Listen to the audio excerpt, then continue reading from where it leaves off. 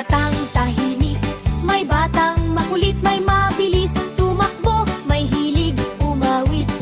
May nagbabahagi ng lapis at papel, dahil sa matulungin kami pantay-pantay. Kapag may nadapa, sabay-sabay tutulong. Kapag may nalungkot, hindi aming iaabot. Kami ang Kinder Section Matulungin, masipag mag-aral, mabuting damdamin. 11 lalaki, 10 babae pa, isang pamilya sa ilalim ng guro na wagas. Salamat Teacher Grace sa paggabay sa